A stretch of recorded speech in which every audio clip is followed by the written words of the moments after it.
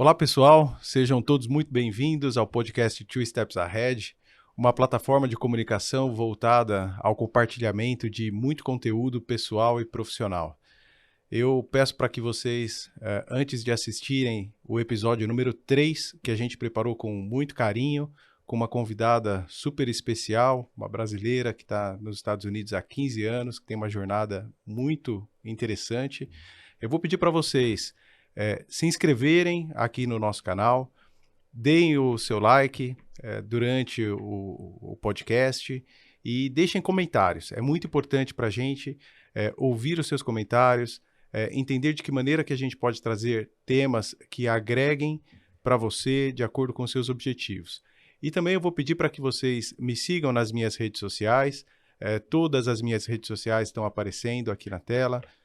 Me sigam, deixem comentários, se conectem comigo e será uma grande satisfação recebê-los na minha empresa para que eu possa ajudá-los no desenvolvimento da sua carreira, nas transições da vida corporativa para uma vida empresarial.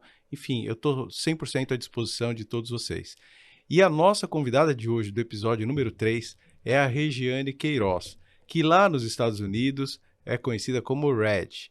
A Regiane tem uma energia incrível, uma capacidade de adaptação única, e ela, há 15 anos atrás, pegou um avião do Brasil para os Estados Unidos com o objetivo de ficar lá por 6 meses, podendo estender no máximo a 1 ano, sem falar inglês, só que aconteceu uma situação incrível.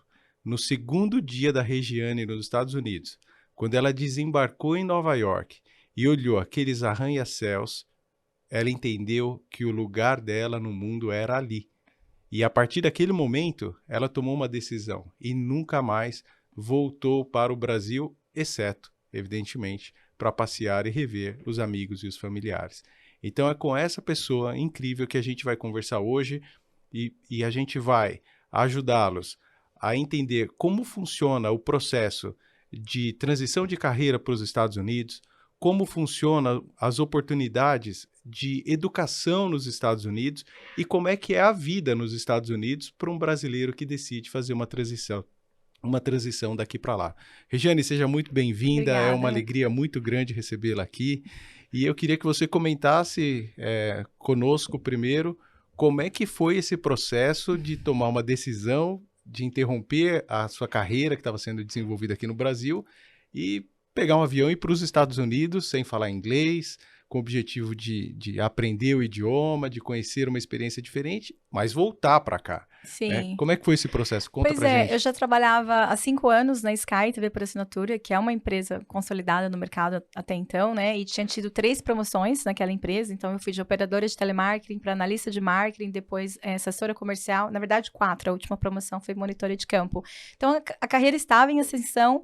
E aí, uma das promoções que eu tentei falou do inglês, né? Que o meu inglês não era fluente, foi por isso que eu não consegui. Eu falei, poxa, eu preciso estudar inglês. E eu sou aquelas pessoas mão na massa, né? Tipo assim, precisa aprender a nadar, então se joga na água, uma coisa meio assim. Então eu falei, eu acho que aprender inglês nos Estados Unidos 2, 3 meses seria mais legal do que, sei lá, uma escola aqui. Enfim, aí eu comecei a pesquisar cursos, o que seria mais rápido, mais fácil, encontro. E na época eu até tinha um namorado, a gente tava falando de casar, de comprar apartamento, então a vida tava bem consolidada aqui. Mas eu sempre tive esse desejo também, eu acho que muita influência americana, a gente cresce assistindo os filmes, as músicas, então eu tinha aquele sonho também de ter essa experiência cultural. E a gente também sabe que, assim, depois que você casa, fica mais difícil, né, se aventurar viajando por aí, e nas empresas, conforme você vai crescendo, as responsabilidades vão ficando também maiores e fica mais difícil se separar da empresa, né? Uma coisa é você sair da empresa como assessora, depois como gerente ou como diretora, vai ficando mais difícil. Então eu pensei, se eu for fazer isso, a hora é agora. E aí fui fazendo essas pesquisas, frequentei algumas feiras de intercâmbio, inclusive eu tenho até hoje um Excel, no qual eu consolidei todas as possibilidades, né? Disney, Estados Unidos, Austrália, Canadá, au pair ou não. E aí esse programa do au pair eu gostei muito porque ele era o mais em conta, ele era o mais rápido, o mais fácil e foi o único que o meu inglês passou, que meu inglês era muito ruim.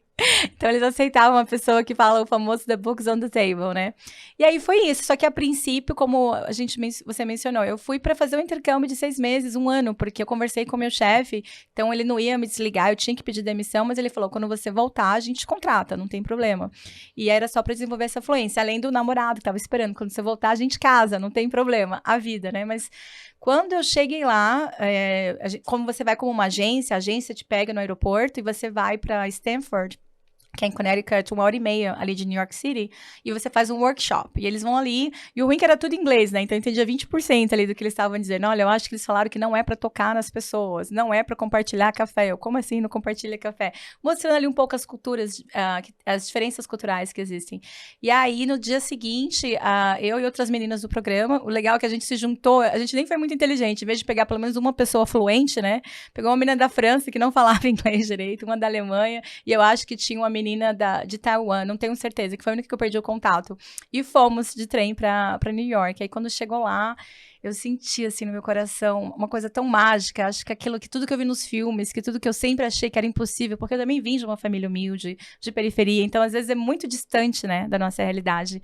E eu falei, gente, é isso. É aqui que eu vou ficar e agora eu tenho que ver como é que esses 6 meses vai virar uma vida. E aí fiquei. Na verdade, Nova York é mágico, ele tem essa magia mesmo, né? Principalmente pra gente que vive num país completamente diferente e a gente cresce realmente ouvindo falar do tal do sonho americano, Sim. né? E a primeira vez que eu cheguei em Nova York, eu estava em trânsito para a China, com conexão em Nova York, e aí a conexão era longa, 7, 8 horas, e eu fui conhecer Nova York. E quando eu saí da estação, a estação Penn Station, né, a estação central, e eu vi aqueles arranha-céus, eu fiquei inteiro arrepiado, inteiro. Sim. E era inverno, era o mês de março, inverno, garoando, e eu olhava aqueles arranha-céus e eu achava incrível. Primeiro pela simetria, né? Porque se você for para uma avenida aqui em São Paulo, você vai encontrar prédios de diferentes formatos, alturas distintas.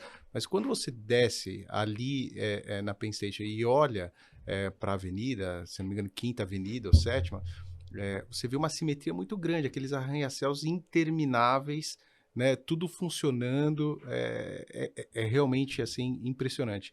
E ali, nem frio, para ser honesto, eu senti. Nossa. Porque era uma energia, assim, impressionante. É verdade, dá uma energia mesmo, porque a gente cresce vendo isso, assim, quer dizer, nem todo mundo, mas tem essa influência e tem uma coisa de poder lá, né, e de que, porque eu já visitei Boston, Miami, Orlando, né, já rodei bastante os Estados Unidos, e eu não moro mais em Nova York, mas toda vez que eu visito, principalmente quando tem uma área lá que chama Dumbo, que aí você tá perto da Brooklyn Bridge, e também de lá você consegue ver toda o landscape, assim, dos prédios, né, eu misturando português com inglês, já tá, eu achei que não ia rolar e já tá vindo, e aí toda vez que eu vou lá me remete a isso, assim, poder, não sei, mas um poder positivo, tipo assim, aqui os sonhos se tornam realidade, aqui você consegue subir na escala social ou financeira, sabe, essa coisa de poder no sentido de realização, pelo menos é o que me remete quando eu vejo os prédios, assim, diferente, por exemplo, de quando eu vou pra Califórnia, que me remete a uma vibe mais de curtição, ou quando eu tava na Europa, uma coisa mais de história, né, então Nova York representa muito isso, assim, conquista, poder. É bem interessante. E aí, bom, segundo dia você desce em Nova York, fica arrepiada, entende que ali é o seu lugar no mundo, e aí você faz o quê? Liga pro namorado e fala assim, olha, tem uma notícia pra te dar, já era, como é que é? Não foi assim tão rápido assim não, né, porque eu tava processando ainda, o programa de au pair você pode fazer por 1 ano, ou 2 anos, né, se você quiser. Então, eu tava pensando, bem, eu vou ficar aqui, como que eu vou ficar, né? Eu vou continuar como au pair, eu vou trocar para visto de estudante, as informações estavam chegando muito rápido e eu ainda tinha que desenvolver o inglês, né? E eu sempre fui muito pé no chão. Tudo que eu faço é com plano A, e se não der certo, plano B. Então, eu fui organizando, mas eu demorei um pouquinho, acho que foi no 2º mês, assim, que a gente terminou o namoro e falou, realmente não vou mais voltar. E aí fui falando pra família também, eu vou ficar por aqui. E também sabe o que é engraçado? Quando eu tava morando nos Estados Unidos, 4 meses que caiu a ficha que eu morava lá. 4 meses depois. Já tinha o local da família que eu morava, o carro. Aí você tá dirigindo, você lê as placas em inglês. Você tá ouvindo rádio, é em inglês. Você tem uma carteira de motorista em inglês. Aí um dia eu tava no trânsito e eu parei no stop sign e eu tava no sinal de parar e nos Hamptons tem muito aquele... Como é que chama? Deer? Os veados, né? Aquele animal que... Os servos. Isso. Enfim, tradução que foi esse aí. Então, se você está dirigindo, você tem que parar para pular uns dois ali na frente do carro, sabe? É meio surreal, assim. Aí eu falei, nossa, eu moro aqui. Né? Depois de 4 meses, caiu, assim, aquela realidade, assim, eu moro aqui, não tô passeando, não é eu moro aqui, vai começar uma vida aqui. Então, isso foi bem legal também. Aí eu já tinha terminado com o namorado na época. Legal. E aí você hoje está cursando Harvard, Uhum. que é o seu terceiro curso nos Estados Unidos. Isso. Mas você teve um primeiro. Isso. Como é que foi o início desse primeiro, que foi justamente na área de comunicação, não é isso? Você sempre quis fazer comunicação, aqui no Brasil não fez, mas nos Estados Unidos você teve a oportunidade de fazer. Isso. Como é que foi esse processo de tomada de decisão, de busca pela instituição de ensino, pelas finanças que você teve que enfrentar? Uhum. Como é que foi esse processo? Então, eu tava com visto de au pair, que é aquele de intercâmbio, aí tive que, para poder estudar na universidade, eu tive que trocar para visto de estudante, que é o F1, e aí tem toda uma questão de comprovar renda, né, e aí dependendo da universidade, são valores diferentes, então aí eu vi que a mais em conta ali era um community college, que a gente chama, porque nos Estados Unidos não existe ensino público, né, são todos privados, mas tem as instituições que... Não sei se o termo correto seria ser subsidiada pelo governo, mas é como se fosse um público. Ele é mais em conta, digamos assim, né? Então, tem os community colleges, que você faz aqueles primeiros 2 anos. A gente chama de associates, antes de fazer o bacharelado, que é um total de 4. E aí, eu me lembro que, na época, para quem é americano, era $4.000 o semestre, né? Que lá você paga uma vez só, o que a gente chama de tuition. Mas para international students é o dobro, é 8 mil. Eu falei, nossa, $8.000, 16 mil no ano, é pesado, né? Mas vamos. E não tem vestibular lá. No meu caso, a transição foi até mais fácil, que é uma outra coisa legal de ir como au pair. Porque às vezes quando você vai daqui já com visto de estudante, você tem que, além de mostrar o seu histórico escolar, você tem que fazer o SAT, né? Um teste ali para mostrar um score que você tira. Como eu fui como au pair, eu fiz primeiro um curso de inglês. Quando eu terminei o curso de inglês, eu já pude me inscrever para a faculdade. Então, não precisei fazer como se fosse um processo seletivo. E aí, ali, eu só fiz uma prova para poder ver o meu nível de inglês e de matemática. Porque lá, digamos, o meu curso inicialmente era administração, business. E aí, você tem as aulas de business, mas todo mundo tem que estudar matemática, inglês e um pouco de ciências e histórias. Eles chamam de liberal arts. Porque eles acham importante, além de você... ter o conhecimento específico da área, você ter um conhecimento geral, assim, se você é uma pessoa... Como se fosse... Agora eu não sei, liberal arts é como se você tivesse um conhecimento global das informações. Enfim, aí nesse sentido, para poder decidir essa escola, foi pela questão financeira, e por eu já ter começado o curso de inglês, eu não precisei fazer um processo seletivo para ser aceita, eu só fiz uma provinha, e aí eu já consegui entrar. E aí, depois que você entrou, você continuou trabalhando como au pair? Isso, aí quando eu troquei para o visto de estudante, eu tinha que ir para a escola período integral também, e como au pair não ia dar certo, aí eu não trabalhei mais como au pair, e aí eu fui começar a arrumar empregos de babá, assim, bicos aqui e ali, que é uma forma que ajuda a gente a custear os cursos também, mas assim, tem esse detalhe, né, quando você tem o visto de estudante, o governo te autoriza só a estudar, e você tem que comprovar uma renda justamente para isso, para estudar, comer, onde você vai morar. Você pode trabalhar no campus, ou durante o verão, ou quando você termina o curso, você recebe uma autorização de trabalho que chama OPT. Mas, na realidade, muita gente acaba trabalhando, né? Que, às vezes, de babá, de faxina, que são aqueles bicos que você arruma recebendo dinheiro ali, que acaba ajudando com as despesas. Então, eu fui nesse caminho também. E eu troquei do curso isso aqui é uma outra coisa legal que a gente falou de Nova York, aquela coisa de poder, conquista. Eu tava fazendo business porque eu vi que é o curso que eu ia terminar mais rápido e eu achei que seria o que teria maior empregabilidade, porque eu tava na dúvida se eu não conseguisse voltar e eu tivesse que vir para o Brasil. E aí, um dia, conversando lá, eles falaram, não, mas aqui é os Estados Unidos, aqui é onde a terra onde os sonhos se tornam realidade, é a rádio e TV que você ama, então é isso que você vai estudar. Então, eles me incentivaram a trocar para o meu sonho. Aí foi quando eu troquei de curso, até porque era o mesmo valor, eu falei, então bora. Se é o mesmo custo, então vamos. E lá nos Estados Unidos, independente do que você vai estudar, é sempre o mesmo valor. Na universidade, sim, né? Então, aqui eu me lembro que em São Paulo, por exemplo, se eu estiver estudando na Casper Libero, o jornalismo é um valor, mas um outro curso é outro, né, valor. E lá, na mesma universidade, se eu for estudar Direito ou Medicina, ou for estudar Rádio e TV, a tuition é o mesmo valor. Vai mudar o valor de escola para escola, mas em relação ao curso dentro da universidade é o mesmo. Então, isso é muito bom. E aí você fez a transição de business Pra rádio e TV. Pra rádio e TV. Isso, porque era o que eu fiz só um semestre de business, cheguei a estudar contabilidade, um pouco de lei, e aí eu fazia, mas o coração não batia forte, né? Mas estava fazendo ali para poder ter o diploma. Mas aí quando eu troquei pra rádio e TV, eu falei, nossa, isso aqui que foi a mesma sensação que de Nova York. É muito bom quando você faz o que você ama, né? Que você tem um chamado. E em que momento que você começou a trabalhar de fato com rádio e TV? Esse demorou um pouquinho, porque aí eu fiz a faculdade, eu acho que demorou, geralmente é um curso de 2 anos, eu demorei 1 ano, porque eu fiquei um semestre fazendo business e teve um outro semestre lá que eu tava fazendo só inglês. E aí no verão eu fazia alguns estágios, consegui um estágio numa TV pública lá de Nova York. A gente, na verdade, assim, tem um estado de Nova York, aí tem a capital, que é New York City, e tem os The Hamptons, que fica uma área de praia em Long Island. Então ali que eu tava. Então em Nova York, mas estava 1h30 de New York City. E aí tem todas as cidades lá, tem TV pública, que isso também é muito legal. Para quem quer estudar rádio e TV, é bom saber disso. Sempre tem uma TV pública. E se você mora ali, você pode usar a TV pública. Então tem um estúdio como esse, eu me cadastro e falo, eu quero gravar meu show. Aí você vai lá e grava o seu show. Ele não pode ser nada para fins lucrativos, né? E aí eu consegui esse estágio como produtora, mas ali eu estava competindo muito, quando eu estava procurando emprego, com americanos, né? E foi quando eu tive uma sacada. Eu falei, e se eu for procurar emprego, algum lugar aqui nos Estados Unidos onde tenha a necessidade de falar português? Porque aqui, no máximo, que eles precisam do inglês. Aí eu vou ter um pouco mais de relevância, que eu vou estar competindo, talvez, ou com outros brasileiros, ou com latinos, né? E aí eu fiz um mapeamento e vi quais eram as regiões nos Estados Unidos que tinha maior concentração de brasileiros. Então, a gente tem bastante brasileiro em Miami, em Orlando, New Jersey, Nova York. E em Boston, tem uma cidade que chama Framingham, que é tipo uma Brazilian Land. E tinha uma rádio brasileira.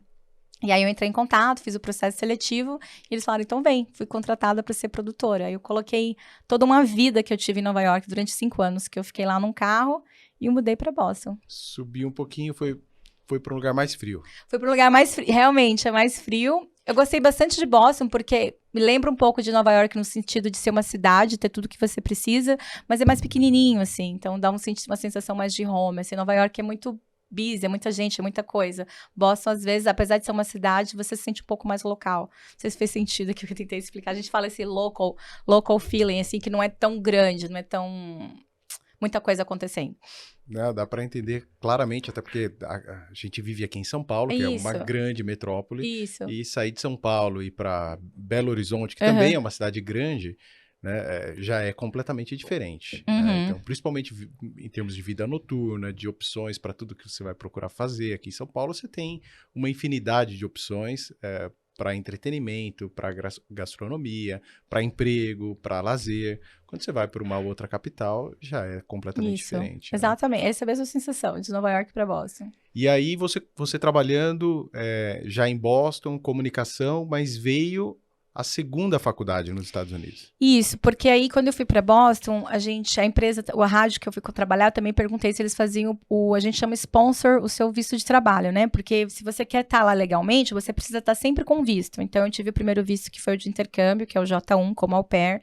Depois eu troquei para o segundo visto, que é o visto de estudante, o F1. Quando você termina essa faculdade, eles te dão, todo mundo recebe, chama OPT, que é uma autorização de trabalho, porque nada mais que o governo está fazendo, assim, você estudou, agora vai praticar o que você estudou. E aí, geralmente, até para quem está com esse interesse de, como é que eu faço para trabalhar lá? O OPT é a grande sacada para você conseguir transitar para o visto de trabalho. Porque, às vezes, é difícil chegar, por exemplo, no Alexandre, numa empresa que não me conhece, e falar, patrocina o meu visto de trabalho. Você tem que ter uma carreira já tão grande para fazer uma diferença ali para a empresa querer te contratar, porque a empresa que faz o visto, ela tem que, além de ter um custo, que pode ser de 5 a 10 mil dólares para a empresa, ela tem que mostrar uma série de documentos, imposto de renda, faturamento, que nem todo mundo quer mostrar. Então, geralmente você vê grandes empresas, como Google, Facebook, fazendo vistos de trabalho, estão muito na área de tecnologia, mas, eu era uma pessoinha, né? Terminei o curso de rádio e TV. Então, uma grande sacada é que, em vez de bater em portas grandes, bater em empresas pequenas, porque aí fica mais fácil você construir o relacionamento com o dono, para ele fazer esse visto. E aí, quando você tem o OPT, você já começa trabalhando, mostrando o seu valor, aí antes do OPT acabar, você fala, então, você gostou do meu trabalho aqui? Está satisfeito? Que tal renovar o visto? Então, muita gente não sabe dessa sacada de primeiro pegar o OPT para poder fazer o O H-1B é o visto de trabalho. E o segundo, eles pensam, eu tenho que ir para uma empresa grande. E às vezes, ir para a empresa grande vai ser mais difícil do que na empresa pequena. E aí, quando eu estava na rádio, além de eu ir trabalhar lá para poder fazer o que eu gostava, né, que era rádio, eu era pelo visto. E aí foi super legal. Eu vi o presidente Obama, porque ele foi lá em Cambridge uma vez. Eu entrevistei o governador do estado algumas vezes. Era super divertido. Mas rádio e TV, a gente... é uma área que não paga bem, né? É uma área que é difícil, assim, você ir subindo, ganhando bem. Demora um tempo. E eu já estava gastando muito a minha poupança e o visto de trabalho da rádio não saiu. Falei, bem, eu já não estava ganhando muito, o visto ainda não saiu, eu não vou ficar mais aqui, eu tenho que arrumar um outro lugar. E aí, para me manter novamente, eu precisei fazer outra faculdade. E aí, nisso que entrou a segunda... Então, tinha Rádio e TV de Nova York, e eu comecei a fazer... Eu não sei a tradução em português. Liberal Arts. Tipo, estudos gerais, concentração de psicologia em Boston. E aí, eu fiz a transição para essa outra empresa, que aí também já é uma outra história em termos de carreira, assim, destacada e planejamento. Então, eu tive que fazer essa outra faculdade para manter o meu visto. E porque, como era um nível acima... cada curso que você faz, ele te dá uma nova autorização de trabalho. Então, se você fizer o Associates, depois de 2 anos, você pega o OPT. Mas se você fizer de novo, num outro, por exemplo, eu fiz em rádio e TV. Digamos que eu fizesse o Associates Again para... misturei. Se eu fizesse o curso de novo para Business, aí você não pega outro OPT, mesmo sendo outro curso. Por quê? Porque está no mesmo nível de graduação. Então, você tem que subir outro nível, que no caso é o bacharelado. Aí, quando você termina o bacharelado e você pega o OPT, se você quiser pegar esse documento de novo, agora é o mestrado. Eu falei assim, eles têm uma boa sacada, porque vai ficando cada vez mais caro, né? Então, um Associates custa 8 mil, o Bachelor's custa 16 mil, dependendo da escola. O Master's custa 30, então vai ficando mais caro. Então, o governo, ele te dá um OPT, a imigração, né, para cada nível que você faz de graduação, porém, se for um curso diferente, o mesmo nível não pode. Deu para entender? Deu para entender, sim. Mas talvez tenha também o interesse do governo, além do financeiro, um interesse no desenvolvimento, né? Porque eu estou pensando aqui, para estruturar essa nossa conversa, que é bem legal, eu já estou no 3º nível. O 1º nível é assim, tomei a decisão de ir para os Estados Unidos. Uhum. Fui como au pair. Esse é o nível inicial, não é isso?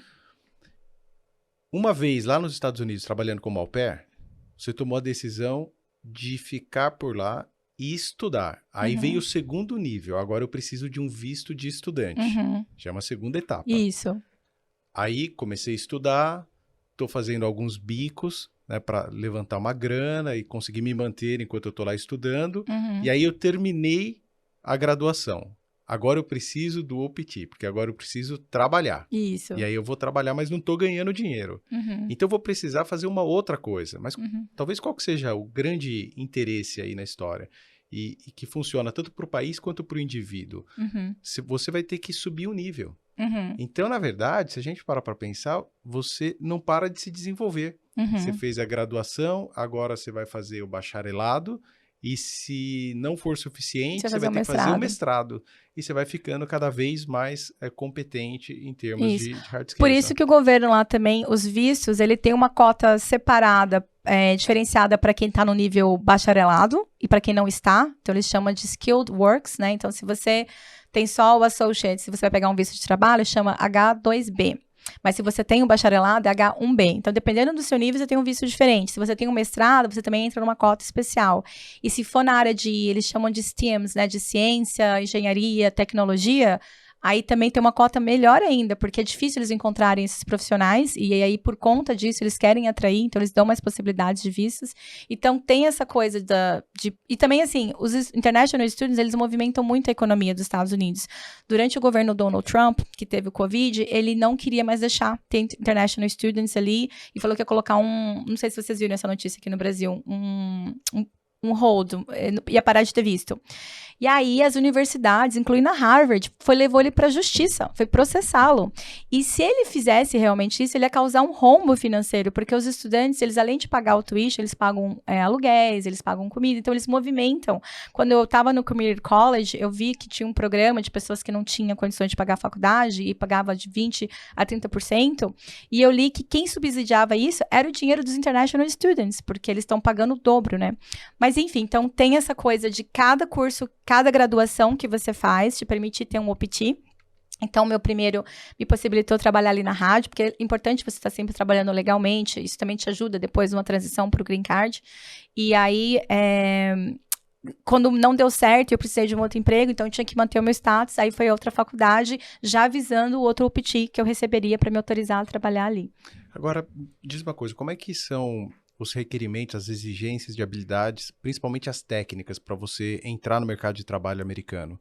É um mercado mais exigente do que o brasileiro? Como é que funciona? Tem as suas diferenças. Então, assim, eu acho que o primeiro ponto é que depende muito da área que você quer atuar. E aí, cada área é um plano de carreira diferente. Por exemplo, a área de vendas nos Estados Unidos, acho que isso de maneira geral no Brasil também, paga-se muito bem.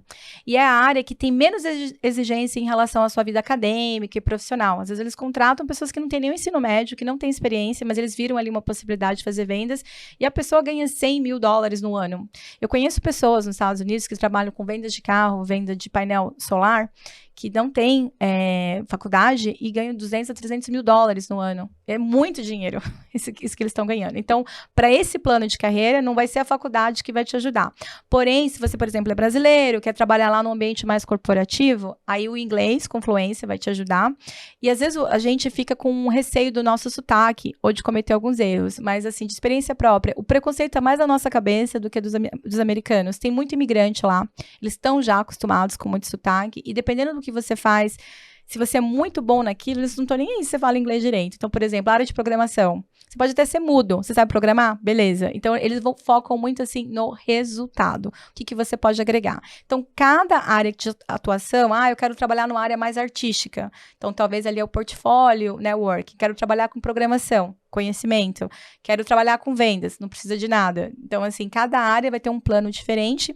Agora, em relação ao processo seletivo, aí existe uma diferença muito grande com o Brasil e hoje, atuando como recrutadora, eu vejo esses erros de quem está aqui tentando se candidatar lá. Exemplo, no currículo.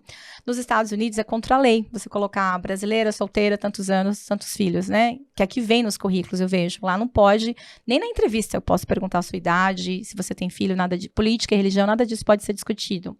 Segundo, lá tem uma lei para proteger quem está acima de 40 anos. Eu nem imaginava que quem era acima de 40 anos era considerado assim, precisa proteger, porque o mercado tem já uma distinção. Puxa, lascou para mim. Mas aí, dependendo da área de atuação, se for uma área mais senior, não vai ter problema, vai ser legal ter 10, 15 anos de carreira. Terceiro, a entrevista. Aqui no Brasil, a gente gosta muito do cafezinho. Oi, tudo bem? Como é que foi o final de semana? A gente chama lá de small talk, que é ficar ali conversando um pouquinho e vai no assunto. Lá não, você vai direto ao assunto. E você ficar conversando um pouquinho, dependendo do processo seletivo, você pode ser eliminado só por isso. Porque você está sendo prolixo, você está invadindo ali a gente fala boundaries, né? Você, tipo assim, aqui no Brasil pega mal e direto, né? Eu sou considerada grosseira quando eu já chego na reunião e já falo, então, qual que é a pauta e vamos ver o relatório. Lá nos Estados Unidos, pega mal você ficar fazendo o rodeio. E aí, no processo seletivo, algumas pessoas, elas se atrapalham nisso.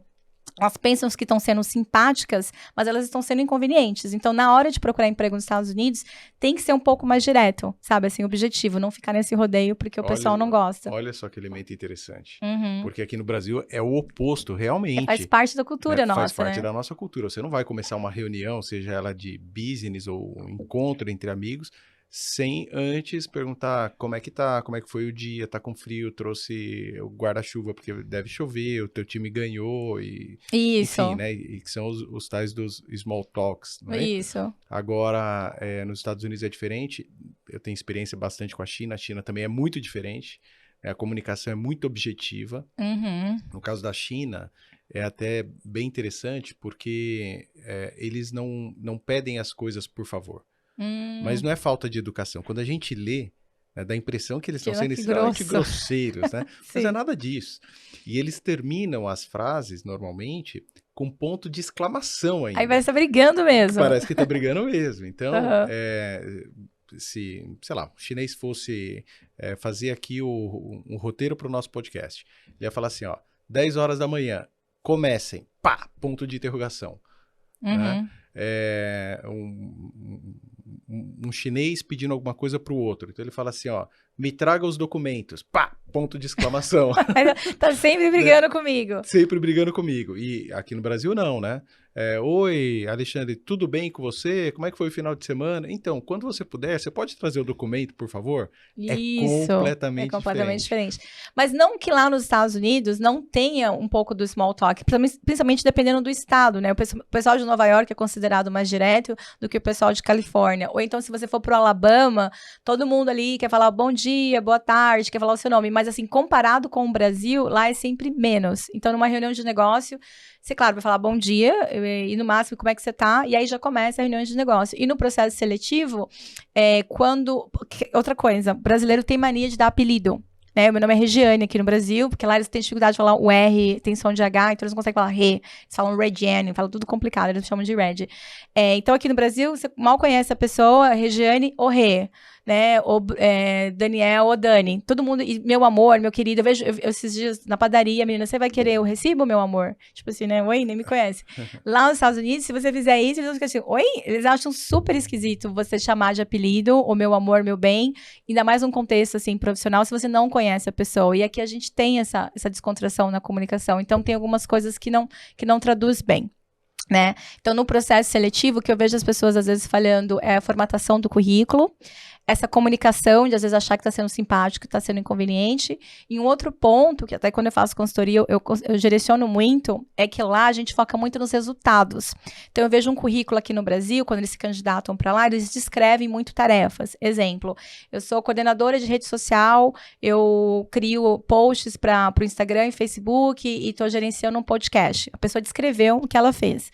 Lá nos Estados Unidos tem destaque no processo seletivo da gente olhar um currículo e chamar, quando ela diz, eu sou coordenadora de rede social, eu crio 20 posts semanais na rede Facebook e Instagram, gerencio um programa que tem 1 hora de duração, através desse trabalho eu consegui crescer a taxa de engajamento de 2 a 4%. Dados. Números, o tempo inteiro. Então, quando eu percebi isso no currículo, eu tentei formatar o meu currículo, porque quando eu fui para o mercado de trabalho americano, eu pensei que a minha experiência no Brasil não valia de nada. De novo, é um preconceito que às vezes a gente tem. Eu falava, ai meu, que eles vão, tipo, e daí que você trabalhou na Sky TV por assinatura? Isso aqui não é relevante aqui. Mas a gente fala de transferable skills, né? São habilidades que você consegue transferir desde que você mostre o quê? Resultado. E aí eu comecei a formatar o meu currículo dessa maneira, me trouxe resultado, e hoje, como recrutadora, é o que eu busco também nos candidatos, que eles mostrem os resultados que eles tiveram. É aquele tema de que o maior medo que a gente tem é de sentir medo. Uhum. Não é propriamente o medo, não é isso? E eu sei que você foi tocada pelo livro do Paulo Coelho, O Alquimista. Verdade. E essa é uma das citações do próprio livro, né? O grande medo que a gente tem é, na verdade, o medo de a gente sentir medo. Né? E o preconceito que você está falando, a analogia é muito parecida, né? A gente tem um preconceito de que haverá um preconceito contra o brasileiro lá nos Estados Unidos. Mas legal, aí você concluiu o seu bacharelado em psicologia. Isso. E foi trabalhar no mercado? Então, da rádio, eu fiz uma transição para uma revendedora de carro, e eu acho que isso é legal também, que às vezes eu falo sobre o que é networking, né? E ali é um exemplo clássico disso, que às vezes eles acham que networking é quem você conhece, que favor que aquela pessoa vai poder fazer para você, ou trocar cartão, ou pedir feedback, né? Quando a pessoa não quer trocar cartão, ela fala, você pode me dar um feedback? E para mim, networking é você mostrar como que você agrega valor. Você entra por exemplo, se eu entrasse aqui hoje e quisesse fazer um networking com você, qualquer habilidade que eu conseguir de ajustar uma câmera, um microfone, acrescentar na entrevista, eu focaria em fazer isso, porque aí você vai olhar, a Red tem alguma coisa diferente nela. Então, primeiro, dar resultado para você conseguir estabelecer aquela relação. Então, quando eu estava trabalhando na rádio, estava muito divertido, como eu disse, mas eu estava ganhando mal pra caramba, eu estava gastando dinheiro da minha poupança e o visto não rolou de trabalho. Então, eu estava com visto de estudante de novo. Eu falei, ou eu volto para Nova York, ou eu vou ter que fazer acontecer aqui em Framingham. E aí, muita gente falou, fica aqui, porque você tinha uma galera lá, que é brasileiro, que não falava inglês. E eles falaram assim, você tem uma bagagem boa de Nova York, você já fala inglês, eu também tinha trabalhado na Michael Kors, que é uma loja, uma marca conhecida, como gerente de vendas, então tudo aquilo estava agregando valor. Falou, fica aqui que você vai se diferenciar. Eu falei, beleza. E aí eu precisava, então, de um novo emprego e esse patrocínio do visto de trabalho. E aí lá na rádio, a diretora da rádio era muito envolvida com política e empresários, e ela resolveu montar tipo uma associação de empresários para discutir, sei lá o que eles queriam fazer. Ia ter uma reunião, ela me convidou. E aí, nessa reunião, eu pensei, eu vou entrar, eu vou fazer um bom trabalho e algum desses empresários ali vai virar o meu futuro chefe, vai virar a pessoa que vai me dar o visto de trabalho. E aí, eles falando de várias coisas e finalmente começaram a falar de marketing, que é a minha primeira formação. E aí, eu comecei só a ajudar. Mas tem que ser uma coisa genuína, porque a outra pessoa percebe se você está querendo só se amostrar, ou querendo... Você tem que realmente se preocupar em resolver um problema, agregar valor. E aí a conclusão que depois dessa reunião, uma das pessoas que estava na mesa falou, olha, eu tô precisando contratar uma assistente de marketing. Eu gostei de tudo que você mostrou aqui hoje. Você não quer fazer o processo seletivo para trabalhar comigo? Eu pensei, opa, nossa, nem tava esperando por isso, né? Eu já tinha planejado tudo. E aí foi quando eu saí da rádio para trabalhar nessa revendedora. O projeto inicial era para trabalhar produzindo comerciais para a TV Globo Internacional deles, né? Em português, para que eles tenham lá os clientes brasileiros. E aí, de lá que eu comecei a cair no RH, fui promovida depois de 3 meses para gerente de RH. Depois de 1 ano, virei diretora de RH e marketing, e aí depois operações. Então, nessa empresa estou ainda, né, há 8 anos, e tive 4 promoções lá, né. Começou como assistente de marketing, foi crescendo, e foi a empresa onde eu fiz o meu visto de trabalho também. Você foi resolvendo o problema da empresa o tempo Foi inteiro. resolvendo o problema. Eu comecei com networking para poder conseguir uma possível entrevista de trabalho, e lá dentro também a ascensão profissional aconteceu muito por conta de você sempre ter uma proatividade, assim, como você vê um problema, em vez de estar pontuando o problema, assim, qual que é a solução?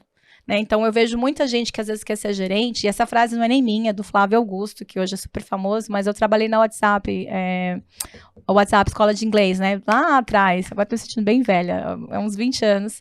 Você sabe essa escola de inglês que eu tô falando? WhatsApp, né? Isso, eu falei até o nome errado. E o Flávio Augusto, que sabe quem que é, né? Então, ele falava assim, a gente vendia curso de inglês na época, ele dizia, quem quer ser gerente, a pessoa já se veste como gerente, ela já fala como gerente, ela se comporta como gerente, e por isso ela é promovida a ser gerente. Aquilo nunca saiu da minha cabeça, eu tinha visto que ele tinha 19 anos, eu acho, ou 20. E o que a gente vê muito, principalmente nessa nova geração, a pessoa quer o cargo, ela quer o título, e aí quando ela é gerente, ela vai começar a ajudar, agregar e se comportar de uma determinada forma. Ela não entendeu essa conta reversa, né? E aí na minha empresa, essa que eu fiquei por 8 anos e tive essas promoções, é porque para mim já fazia sentido isso. Deixa eu primeiro agregar valor, deixa eu primeiro solucionar, e já me vestia, me comportava de uma determinada forma, e foi por isso que eu fui cada vez crescendo mais, entende? Entendo. Eu tenho dois conceitos assim muito importantes que eu compartilho com profissionais que eu tenho acesso. Primeiro é o seguinte, a gente não pode fugir do problema. O grande problema é a gente fugir dele, porque para todo problema tem uma solução. E o profissional valorizado ao longo da carreira é aquele que resolve o problema, não o que foge. Porque para pensar o seguinte, se o presidente da empresa fugir do problema, ou empurrar o problema para baixo, ele vai empurrar para os diretores dele. Se os diretores empurrarem para baixo, eles vão empurrar para o gerente dele.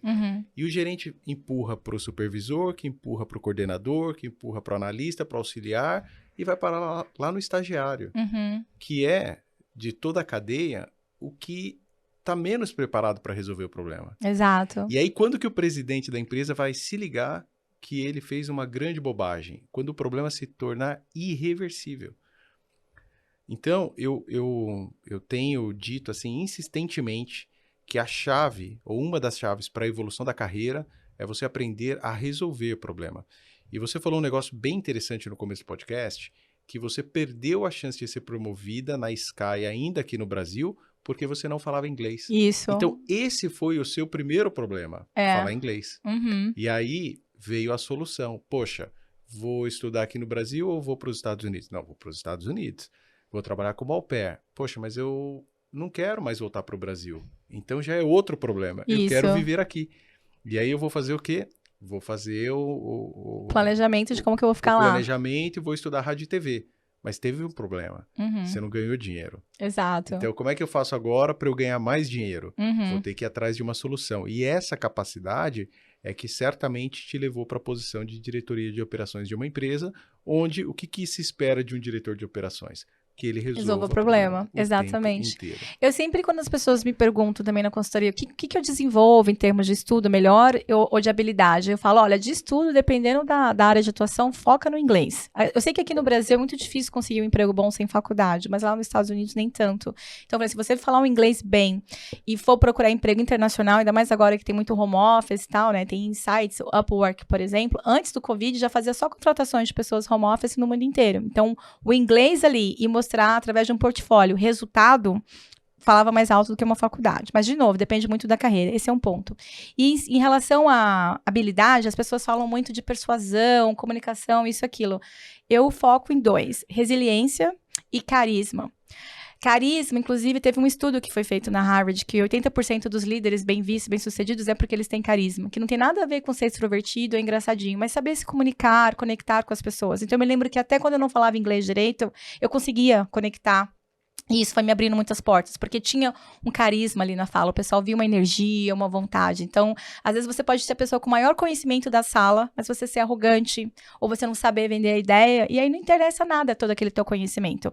E às vezes você pode ser uma pessoa que nem sabe muito, porque no meu inglês teve época que eu falava tudo errado, não sabia muito, mas o pessoal via no olho brilhando, via aquela vontade, e isso foi me abrindo portas atrás de portas. E a resiliência é justamente isso. Como que eu tento de novo? Pô, a rádio, por exemplo, meu sonho era ser repórter na frente das câmeras. E aí no Brasil eu tinha aquela coisa, eu não sou tão bonita, não vai dar. E aí em Nova York aquilo já tinha saído da cabeça, né? De feia se vira exótica, então isso é legal. Mas tem a gente tinha um estúdio lá, igual de TV mesmo, né? Com câmera e tal, e a gente fazia um programa. Então cada dia a gente ficava numa função diferente. No rádio, na iluminação e tal. E finalmente chegou o meu dia de ser a jornalista. E você tem que ler um prompter. E eu tava lendo em inglês. Aquilo era meu primeiro ano de faculdade. Então eu já falava o idioma, mas o sotaque tava forte ainda. E o diretor gritando no ouvido, lê direito, né? You're not reading this properly. E aí eu falei, meu Deus, eu não vou poder ser repórter nos Estados Unidos porque eu não falo inglês bem.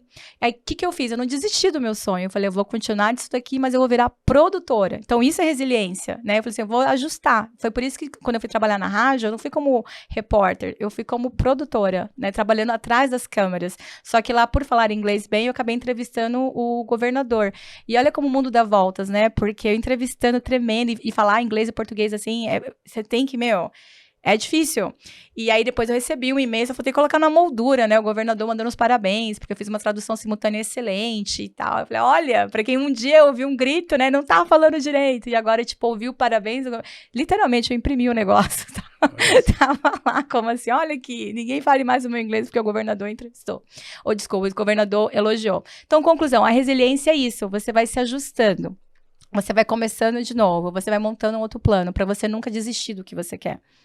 Eu creio que é essencial, e de novo, é o problema mais a solução. Uhum. Né? Eu sou apaixonado por Fórmula 1 e, enfim, né? Graças a Deus, a minha filha também hoje é apaixonada e a gente troca muito, assiste corrida junto e tal. E eu tenho uma atenção assim, muito especial para o Ayrton Senna, que foi durante muitos anos o grande ídolo dos brasileiros. E ele era conhecido, Regiane, como o rei da chuva. Ninguém pilotava como ele na chuva. Uhum. Mas de onde veio a habilidade dele da chuva? Isso é bem interessante. Ele, muito pequeno, começou a correr de kart. E ele era levinho e ganhava as corridas. Ele tinha habilidade, era leve, o carro ficava mais rápido. E ele começou a ganhar corrida. E chegou um dia que choveu. Uhum. E na chuva, ele chegou em último. Ele não conseguia ficar com o carro na pista. Nossa.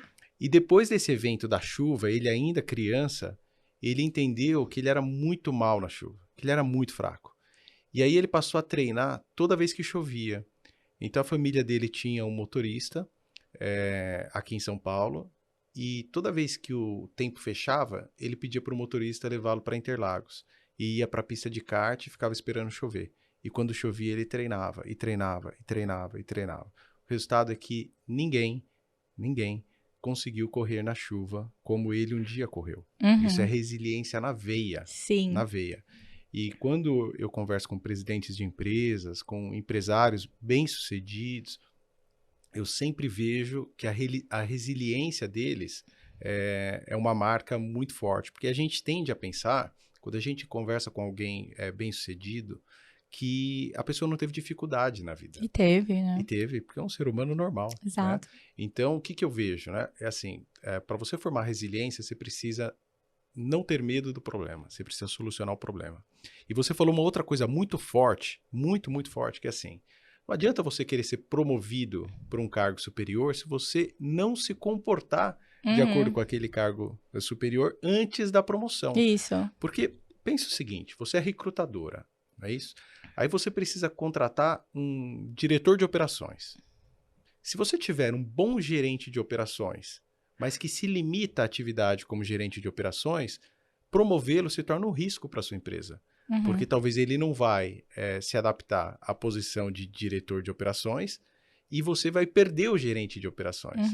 Agora, se ele como gerente de operações já tiver um comportamento semelhante a de um diretor de operações, o que você vai fazer? Você vai promovê-lo com bastante assertividade e não vai buscar fora. Exato. Então, eu digo que o grande ponto de atenção para o carreirista, para aquele que está pretendendo ascender, é assim, faça uma reflexão de quais são as competências técnicas que o seu próximo cargo exige, porque não adianta você querer trabalhar em comércio exterior se você não falar inglês, por exemplo, né? Então, tem que estudar, tem que aprender, mas principalmente, olha para as competências, para as habilidades comportamentais necessárias e já se comporta como se você estivesse na outra cadeira.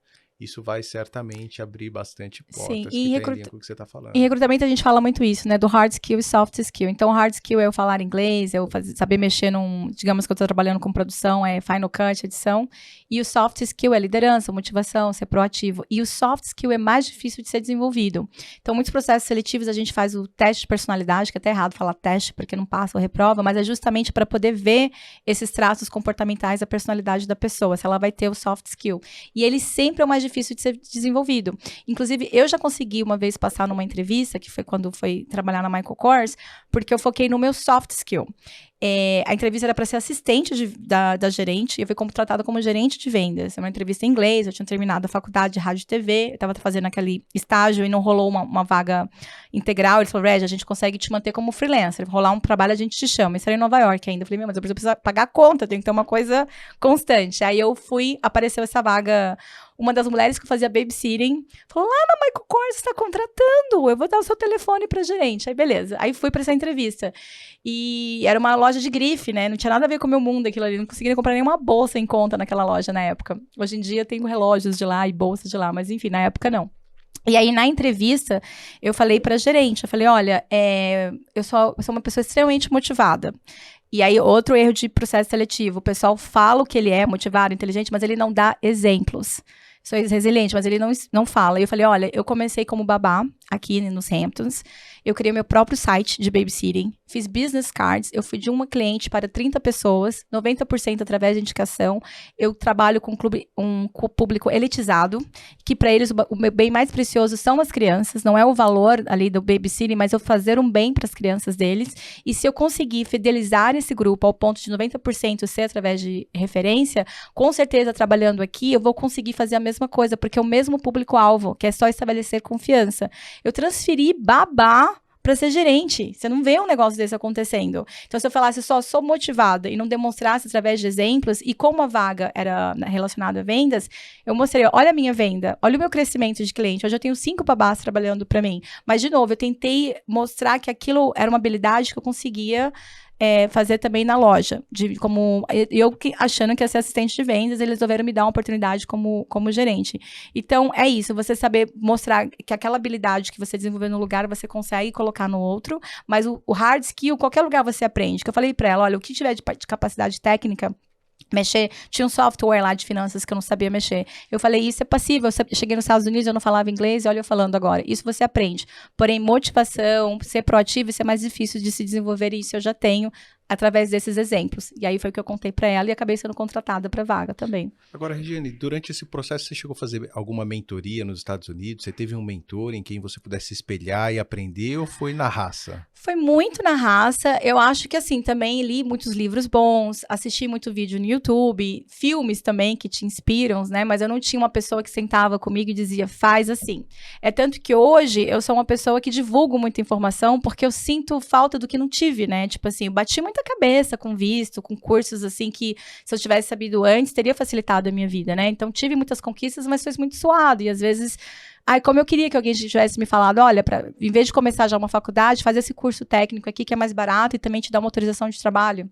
Ou o Green Card, que eu achava que tinha que passar pelo visto antes do Green Card, hoje eu já sei que já dá para aplicar para o Green Card direto. Então tem vários caminhos que eu não sabia. Então não tive ninguém sentando ali falando, faz assim, mas eu tinha isso. Eu olhava uma pessoa fazendo e dizia assim, Eu quero aquela vida que ela tá tendo. O que que ela fez pra chegar lá? E aí, se ela não me contasse, eu ia observando e tentava aplicar no meu mundo, né? E a Mel Robbins, que é uma coach que eu gosto, ela fala muito isso. Tudo que você quer fazer, alguém já fez. Então, vai lá ver como que a pessoa fez e segue aquele modelo para você não precisar quebrar a cabeça sozinho. Então, mesmo que ele não te dê um conselho, observando, talvez você consiga pegar alguma informação e aplicar. Eu quero que você conte pra gente como que as pessoas podem te acessar para você ajudá-las. Mas antes de a gente entrar nesse tema, eu só queria que você contasse um pouquinho sobre Harvard. Sure. Porque Harvard é assim, o sonho, é um né? sonho de sim, todo mundo, né? Sim. A Harvard é um sonho. Outra coisa que eu não sabia também, quem quiser estudar na Harvard e pensar, não tenho dinheiro para pagar, não se preocupe, a Harvard paga. Se você for aceito, significa que você é muito inteligente, muito bom, e a Harvard paga o seu curso. Não, calma aí, peraí, como é que é essa história aí? Não precisa pagar para entrar na Harvard? Precisa pagar, né? Mas eu tô dizendo assim, acontece de quando as pessoas se candidatam para ser aceito na Harvard, né? Sejam americanos que moram lá ou aqui fora, e você é aceito, que eles são super criteriosos, e você depois fala, mas eu não tenho grana para estudar, e eles dão bolsa de estudo, porque se você foi aceito, é porque você é muito bom. Só que além disso, também tem um outro caminho, que são os bancos que financiam, né? Nunca imaginar que um banco ia financiar os meus estudos na Harvard, me emprestar um dinheiro como uma international, né, uma estudante internacional. Mas por que eles financiam? Porque eles não são bobos, eles sabem que quem sai de uma Ivy School, né, pode ser Harvard, a Yale, a MIT, já sai empregado, principalmente se for na área de economia, né, business, consultoria. Então, eles emprestam esse dinheiro porque eles sabem, na Harvard, no último ano de faculdade, vai uns recrutadores lá para já pegar os alunos, né? Então, eles já saem com salário de 130 mil, 200 mil no ano e tem um signing bônus de 30 mil. Então, no seu primeiro, só os 30 mil que você recebe, você já paga uma porrada ali no banco. Não foi a minha história, tá, gente? Eu não fui aceita em Harvard assim, mas eu não sabia disso. Eu teria tentado. Enfim, a minha história na Harvard começou diferente. Eu trabalhando numa rádio, eu entrevistei um deputado e ele contando que estudou na Harvard Extension School. Harvard Extension School, o que é isso? Ele falou, é a Harvard, é o mesmo prédio, são os mesmos professores, mas é a Harvard mais em conta. Porque é, tipo, subsidiado e tal. Então, em vez de você pagar 150 mil dólares num curso, você paga 40 mil dólares. Que já é muito grana também, 40 mil, mas é mais em conta. E ele falou que o processo de ser aceito é diferente também. Você faz uma aula, são 3 aulas, dependendo do curso. Você pode fazer ou o seu bacharelado ou mestrado, que é o meu caso. E aí, cada aula que você faz, por exemplo, psicologia organizacional, eu tenho 3 aulas mandatórias: estatística, psicologia em si e escrita de business. Aí, cada aula que você faz, você tem que tirar no mínimo nota B. Então, se você tirar um C, já era. Mas se você tirar nota B em cada aula, você está provando para Harvard que você consegue ser bem-sucedido na vida acadêmica lá. E aí, esse é o processo seletivo, junto com o seu currículo. Então, é um processo mais fácil de ser aceito. Ele é mais barato, porque é a Harvard Extension School, mas você está tendo acesso aos mesmos professores, a formatura, é todo mundo junto, no mesmo ali prédio e tal. Claro que a Harvard Extension School não vai ter a mesma notoriedade, essa é a palavra, que a Harvard, né? Inclusive, até lá dentro dos estudantes, assim, o pessoal da Harvard Extension senta desse lado aqui, ele tem um pouquinho de preconceito. E no mercado de trabalho, dependendo da vaga que você vai atuar, eles preferem alguém que seja da Harvard. Mas, assim, não deixa de ser acesso a uma educação excelente. Tem gente aqui do Brasil que pode estudar lá, porque ele não tem exigência de visto, você pode fazer online. Só que cada curso, né, que para você fazer um mestrado, são 12 cursos ou 15, dependendo. E aí cada curso tem um custo de 2.500 a 3.000. Então, se você estiver pagando em real, dá 15 mil, né, reais por 3 mil dólares. 15 mil. Daqui dá muito caro para quem estiver pagando daqui. Mas se você estiver morando lá e gastar 40 mil dólares num curso da Harvard, é muito em conta, vale muito a pena. E aí foi assim que eu cheguei no meu mestrado lá, através desse deputado. Eu falei, peraí, então tem uma outra forma de estudar na Harvard que é mais em conta e mais acessível. E aí, depois, já estando na Harvard, eu descobri essa outra história. Mas aí descobri isso de você ser aceito na Harvard, eles pagam, ano passado. Eu tô 15 anos nos Estados Unidos, eu não sabia disso. Aí, ano passado, numa matéria, eu fiquei sabendo, fulano de tal foi aceito e ganhou uma bolsa porque não podia pagar. Eu falei, como assim, uma bolsa? E aí, uma informação levou a outra. E quando é que você termina? Ano que vem eu me formo em psicologia organizacional, meu mestrado lá. E vou pra formatura com os alunos da Harvard. Vou sentar na turma. Brincadeira, não sei onde que eu vou sentar, mas vamos estar na mesma formatura. Olha que interessante. E quais são os seus próximos passos nos Estados Unidos? O que você está pensando? Então, eu tô numa fase, eu sempre tive um objetivo, você conquista e vai pro outro, né? Então, o meu primeiro sonho era fazer faculdade. Esse era o meu sonho, porque era muito distante da minha realidade, fazer faculdade no Brasil. Aquilo pra mim já era impossível. E aí eu consegui, depois era a ascensão profissional na Sky, aí depois ir pros Estados Unidos, o visto, e foi assim. Então, nos últimos 2, 3 anos, eu sinto que eu tô só colhendo os frutos da conquista, né? Faz 2 anos que eu não tenho uma casa, eu tô viajando nos Estados Unidos, fiquei 3 meses na Europa, então eu não tava com um objetivo, assim, específico, acadêmico, profissional, eu tava com o objetivo, assim, deixa eu me permitir viver isso, porque tem esse problema também, às vezes a gente começa a conquistar, e aí você quer o próximo, e você não desfruta o que você está tendo naquele momento, né? Então, hoje, para mim, qualidade de vida é eu ter essa liberdade de falar, eu quero ir para Paris. Aí vou para Paris, fico uma semana lá, eu quero ir para outro lugar. E tá podendo viajar, conhecer pessoas. E tem muita gente também que pensa que precisa ser rico para ficar viajando. Eu recebi muita gente no meu inbox, meu Deus, o que você tá fazendo toda a cidade? E não precisa ser rico, é planejamento que você consegue ir mudando de cidades. Mas isso daí também já acho que é uma outra história. Mas o meu objetivo agora, quando terminar a Harvard, continuar dando consultorias. Tenho o desejo de transitar para a área acadêmica, de dar aula. Tenho muita satisfação, assim, quando eu percebo que eu estou ensinando. E recrutamento, que é uma coisa que está na veia. Eu já era recrutadora e nem sabia, né? Porque quando eu era repórter, eu estava entrevistando pessoas. Então, eu gosto muito dessa área também, que é o que eu estou fazendo atualmente. Legal. E consultoria, mentoria. Como é que as pessoas fazem para te encontrar? Onde que elas te acham? Tem o meu Instagram novo, que eu abri para isso, que é o red.recruiter, que é mais só sobre... Eu comecei para recrutamento, ensinar outras pessoas a serem recrutadores, porque os empresários reclamam muito de não conseguir encontrar pessoas qualificadas para trabalhar, né? E eu tinha um processo seletivo que eu sentei na frente de um cara muito bom, ele quer trabalhar comigo. Ele disse, como é que você consegue? Como é que você acha esses talentos e eles querem trabalhar para você? Então, eu montei um curso de recrutamento. Mas aí lá surgiu muita gente tirando dúvidas sobre carreiras. E aí lá que eu comecei, então, a explicar como que faz um currículo, ou como se passar numa entrevista, que eu comentei sobre saber se vender, né? É a habilidade que as pessoas mais têm dificuldade. Às vezes, eu já preparei um candidato para trabalhar no Facebook, ele, um gênio, não sabia fazer uma conversa. Assim, normal, assim, de explicar. Ele tem tanto conhecimento técnico que ele não consegue tomar um café conversando normal. E aí ele já tinha passado por 2 fases no Facebook, mas ele falou, a Google já tinha me chamado e eu não fui. Então eu ajudei a prepará-lo para ele passar no processo seletivo. Brasileiro ou americano? Brasileiro, com inglês bom e com código, era para trabalhar faz uns 5 anos isso, com códigos lá no Facebook, programação, mas ele não conseguia se comunicar. Também teve um italiano que é um developer, é um gênio também, ele criou o próprio algoritmo, ele está em processo de vender para o governo dos Estados Unidos, e ele no processo seletivo, ele era terrível, ele perguntava assim, trabalha em equipe? Ele, não gosto. Não gosto porque eu sou mais inteligente, eu trabalho muito rápido, eu tenho dificuldade em pessoas lentas e burras. Aí ele me ligava, não passei, eu falei, então, deixa eu te explicar, você não pode falar, por mais que você realmente seja mais inteligente no seu ponto de vista, né, você não pode dizer isso no processo seletivo. Então, tem desde a preparação de saber o que falar e como falar, acontece muito na consultoria, porque geralmente quem eu ajudo tem mais dificuldade em passar na entrevista do que o currículo em si. E você atua também ajudando aquele que quer estudar nos Estados Unidos e não sabe por onde começar, se já chega... matriculado, se vai um pouquinho antes para uma experiência, você atua com esse público ou não? Eu mostro os caminhos das pedras para não bater a cabeça, como por exemplo, tem gente que já tem faculdade aqui, bacharelado, e quer fazer um mestrado ou um MBA lá. O que vai ser melhor? Aí a gente pensa, dependendo da carreira, que pode ser MBA. Eu não tenho dinheiro para pagar, então essa questão do banco que vai financiar. Mas o banco ele não vai financiar todos os cursos. Se quiser ir lá estudar geografia, ele não tá nem aí, ele quer financiar MBA students, quem vai para lá para fazer business, para fazer finanças, porque ele sabe que esses são os de maior empregabilidade. Então, depende muito do que a pessoa quer fazer. Eu só quero aprender inglês, então vai fazer um au pair. Eu só quero viajar, passear, então vai trabalhar na Disney. E aí a gente vai desenhando, de acordo com o objetivo, qual que é o melhor caminho para chegar nos Estados Unidos.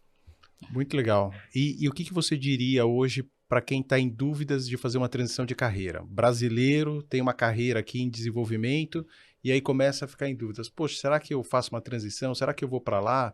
E se eu for e perder o meu emprego aqui, depois não dá certo, eu volto e fico sem nada? O que você costuma dizer? É super arriscado isso. Eu diria primeiro que não peça demissão do emprego até você já ter certeza que você vai ou ter alguma coisa encaminhada, seja o visto, já está aprovado pelo menos. Esse é o número 1, não pedir demissão ainda. Número 2, se puder também ter uma reserva financeira, né? Eu tinha feito uma poupança, tinha guardado dinheiro por um tempo, porque se der alguma coisa, você pelo menos tem uma reserva. E, de novo, às vezes as pessoas pensam que é muito dinheiro que precisa ter e não é isso. E o terceiro é o inglês, mais do que a faculdade. Foque no inglês, porque isso vai abrir muitas portas. E, por fim, você não ter medo de se arriscar, porque às vezes a gente fica se julgando. Como eu falei, a gente julga o nosso sotaque, a gente julga a nossa experiência profissional, mais do que eles mesmos, né? E se você aprender como vender essas suas habilidades, você pode ter sido padeiro, não importa o que você fez. Vamos mostrar o resultado que você conquistou através do que você estava fazendo. Então, para essa transição de carreira, ter um plano, ter um dinheiro guardado, não pedir demissão enquanto não ter um emprego certo e saber o que você quer fazer em termos de carreira, porque tem muitas opções lá, né, como vendas, tecnologia, e às vezes a pessoa gasta uma grana perdido, né, e aí para você não ficar perdendo dinheiro assim, já determina logo qual que é a carreira que eu quero e por qual motivo, aí você pode fazer um investimento mais certeiro. Legal. Eu acho que você trouxe, assim, elementos muito importantes, trouxe o elemento resiliência, você trouxe o elemento resolver problemas, você está trazendo agora o elemento do planejamento, né, que é essencial. Eu tenho me deparado com profissionais que estão numa carreira em ascensão aqui no Brasil e tomam a decisão de interromper a ascensão da carreira sem ter estudado corretamente como é que funciona a vida nos Estados Unidos, e aí quando percebe que não tem muita aderência, aí tenta voltar para trás, mas aí já perdeu o emprego, aí a recolocação começa a ficar mais complicada, além de mostrar uma instabilidade para o mercado. Por isso que é legal fazer um teste, se a pessoa puder pegar 30 dias de férias e morar lá 30 dias primeiro, sabe, ou uma licença, eu não sei, cada emprego tem uma flexibilidade, mas em vez de largar tudo e fazer um teste, sabe, assim, deixa eu ficar ali 6 meses, 3 meses, deixa eu ver como é que é aqui, antes de fazer toda essa mudança, também seria o ideal, né? Claro que nem todo mundo tem condições de fazer isso. E deixa eu te fazer uma pergunta. O estudante que termina o ensino médio no Brasil e pretende fazer uma faculdade nos Estados Unidos, geralmente a faculdade começa ao final do verão dos Estados Unidos, que é agosto, setembro, não é isso? Não, a gente tem os 2 semestres. Tem o Spring, que começa em fevereiro, que é o primavera, e o Fall, que começa em setembro. E tem também o Summer School. Inclusive, eu estou voltando para os Estados Unidos sábado, e eu vou estar dentro do campus da Harvard fazendo um Summer Class, que é um período mais curto. Então, você pode começar ou no Spring, que é em fevereiro, ou no verão, que começa dia 20 de junho, e em agosto já acaba, ou que eu acho que é o que a maioria das pessoas pensam, que começa na metade de agosto e vai até dezembro, que é o Fall. Porque o que eu comecei a pensar aqui é o seguinte, né? O estudante terminou o ensino médio em dezembro aqui no Brasil.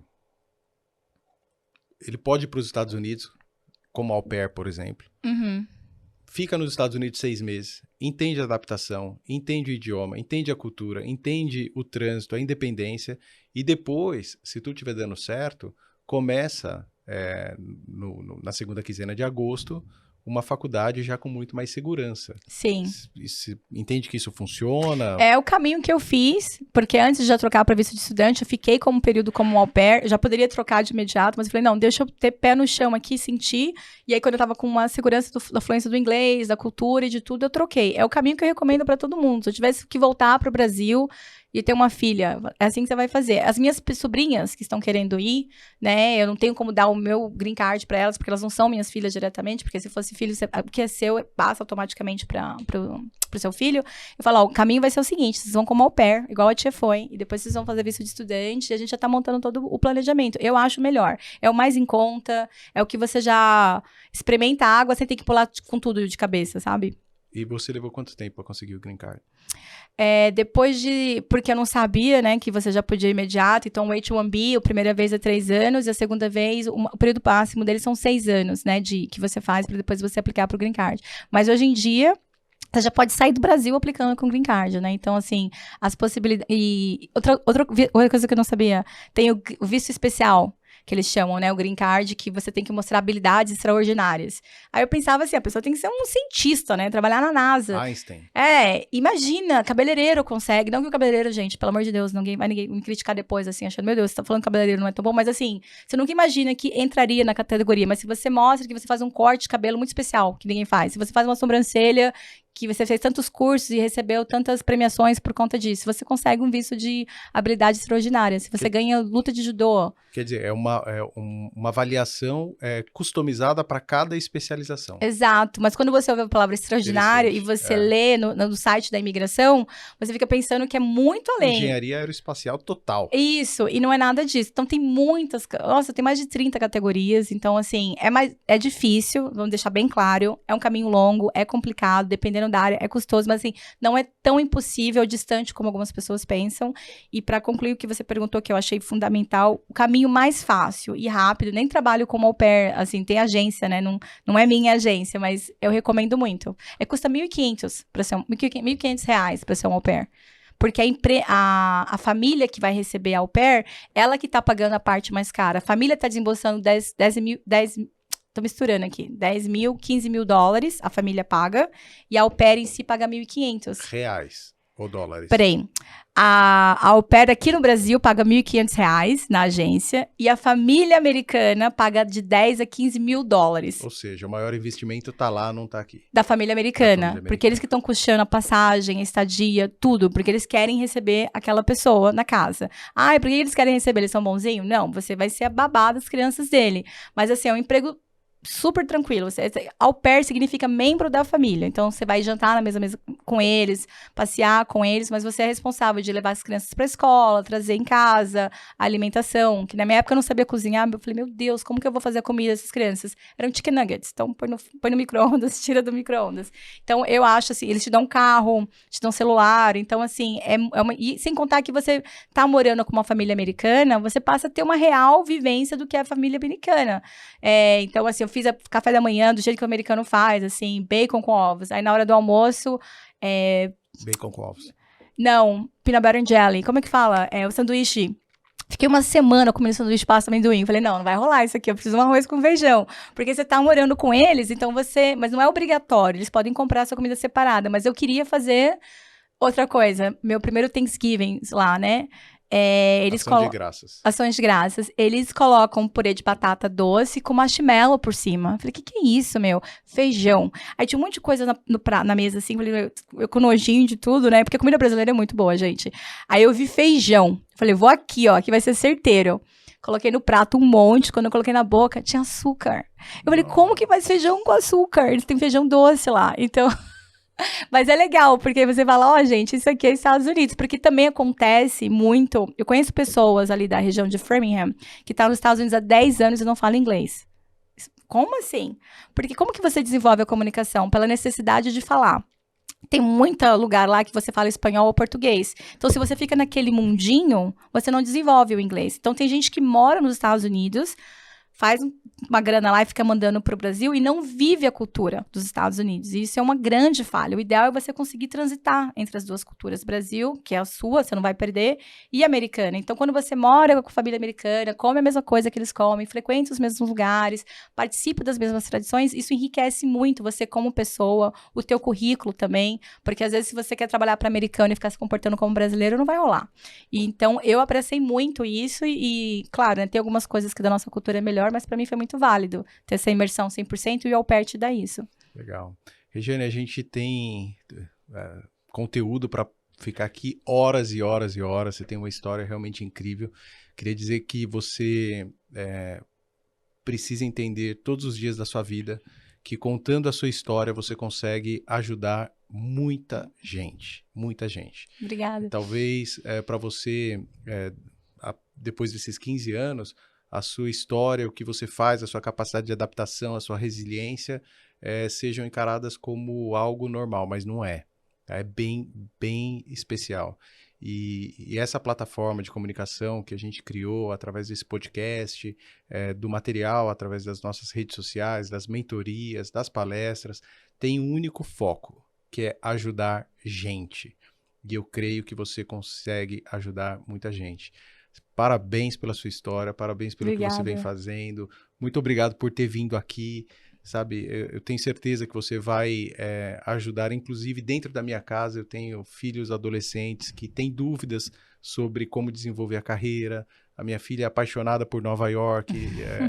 O dia que foi para Nova York ficou arrepiada, o dia que voltou de Nova York voltou com bico, sabe, do tamanho do mundo. Porque aqui é o meu lugar no mundo. E tem gente, que é mesmo. Então é assim, você tem a capacidade de tocar muita gente. Então, Regiane, se eu puder te pedir alguma coisa, aproveita essa sua capacidade. Porque a coisa mais incrível que tem para quem percorre uma jornada tão bonita como a sua é perceber a multiplicação através do impacto do impacto a pessoas, sabe? Tem isso como foco. E todo aquele que assistiu esse podcast ou que te ouviu, certamente criou uma admiração especial por você. E eu espero que eles façam contato contigo, que você possa ajudar cada um deles. Tá bom. Muito obrigada, gostei bastante, foi bem legal e eu acho ótima essa ideia, assim, né? 2 steps ahead, uma pessoa que quer chegar lá, ouve uma outra pessoa que chegou e fala, pô, vou poder seguir esse mesmo caminho, né? Porque, entre aspas, eu tô 2 steps ahead, se alguém estiver me vendo agora e quer ir para os Estados Unidos e não foi, eu fui, e aí essa pessoa segue o caminho. Exatamente, a gente vê hoje na internet muito conteúdo bacana, a nossa vida é muito facilitada em função da internet, mas também tem muito fake news. E o que a gente traz para cá não é fake news, o que a gente traz para cá é a vida como ela é, né? E a vida como ela é cheia de desafios, de problemas para serem resolvidos, de obstáculos, de quedas, mas também de muita resiliência, de muito sucesso, de muita história bacana como a sua. E 2 Steps Ahead começou como o slogan da primeira empresa que eu fundei depois que deixei a carreira de executivo, e o 2 Steps Ahead se tornou o estilo de vida. E a gente consegue olhar o 2 Steps Ahead e criar associações com praticamente tudo aquilo que a gente faz na nossa vida. Porque todos os dias, Regiane, a gente pode levantar e escolher como é que a gente vai viver aquele dia. A gente pode viver de forma amistosa, de forma conservadora, ou a gente pode viver de uma forma muito especial, que é a forma como você tem vivido esses seus 15 anos lá. Obrigada. Parabéns. Obrigada Certamente mesmo. a sua família tem muito orgulho de você. Tem, que bom, ainda bem, né? Muito legal. Obrigada. Tá bom, é isso. Foi muito Pessoal, bom. espero que vocês tenham gostado. A conversa com a Regiane é sempre muito eletrizante, é sempre de muito aprendizado. Eu, mais uma vez, os incentivo a deixar o seu like, deixar comentários para que a gente possa, de repente, criar outros conteúdos com a Regiane de novo, ela respondendo comentários e questionamentos de vocês. Se inscreva no nosso canal. O podcast 2 Steps Ahead tem como objetivo levar para você bastante conhecimento pautado na verdade, pautado na honestidade e na vida como ela é. Né? Não é numa vida de glamour, numa vida fictícia, não, isso não nos interessa. Né? A imagem com o helicóptero de fundo, o avião, ou uma bolsa Louis Vuitton, um Porsche, uma Ferrari, não faz parte do nosso conteúdo principal. É claro que todo mundo quer ter uma vida tranquila, uma vida agradável, o dinheiro faz parte e tem que ser foco, né, da nossa vida, sim, mas a gente não pode abrir mão da verdade e para que a gente entenda corretamente qual é o caminho que a gente tem que transitar para chegar lá. E é isso que vocês encontram aqui nesse podcast, é isso que vocês encontram nas nossas redes sociais, então todas elas estão aparecendo mais uma vez aqui embaixo. Também a rede social da Regiane, para que vocês possam acessá-la diretamente, está aqui. Então aproveitem esses canais de comunicação para que a sua carreira seja desenvolvida, para que as escolhas sejam sempre assertivas. E se você está pensando em fazer uma transição de carreira do Brasil para os Estados Unidos, do mundo corporativo como seletista para o mundo empreendedor, acesse a Regiane, entre em contato comigo e a gente vai ter a maior alegria e satisfação de ajudar cada um de vocês de uma maneira muito particular e especial. É isso. Até o próximo podcast.